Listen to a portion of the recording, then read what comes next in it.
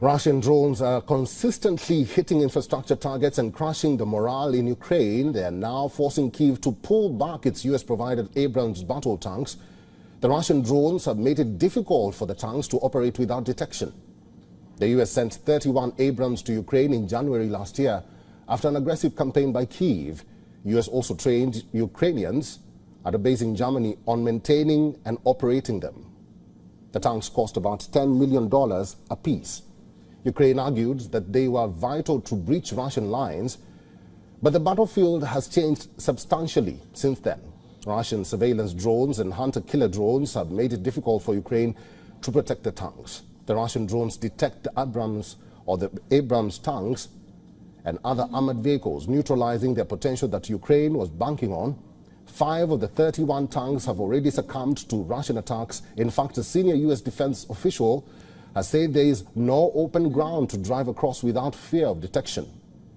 The tanks have thereby been moved from the front lines. The US will now work with the Ukrainians to reset the tactics. The war has turned into a grinding battle of attrition, with each side trying to exhaust its enemy's resources. Moscow is banking on drones to destroy the tanks, as many air defense systems are not optimized to shoot them. The drones have also allowed Russia to avoid putting sophisticated aircraft and pilots at risk and save their expensive, long-range precision missiles. As Russian attacks continue to threaten Ukrainian defenses, Ukrainian President Volodymyr Zelensky has yet again called for additional air defense systems to be sent to Kyiv. Zelensky added that a pause in the US funding helped Moscow to seize the initiative. The Pentagon has now agreed to provide Ukraine with an additional Patriot missile. This year, Russian jets has already used more than 9,000 guided aerial bombs against Ukraine. And we need the ability to shoot down their combat aircraft so that they do not approach our positions and borders. It is possible. It is just as possible as giving protection to the cities of Ukraine from Russian rockets.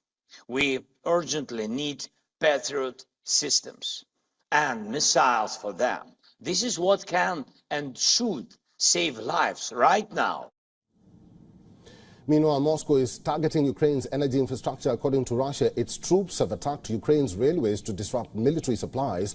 Among other targets, they attacked Ukrainian military trains, anti-artillery radars, and unmanned aerial vehicle control points. Russia also pounded the energy infrastructure in western and central Ukraine. Due to the escalation of Russian strikes, Poland and other NATO allies have scrambled aircraft to be combat ready. An advisory has been issued stating that residents in the southeastern part of the country could experience high noise levels. For all the latest news, download the WION app and subscribe to our YouTube channel.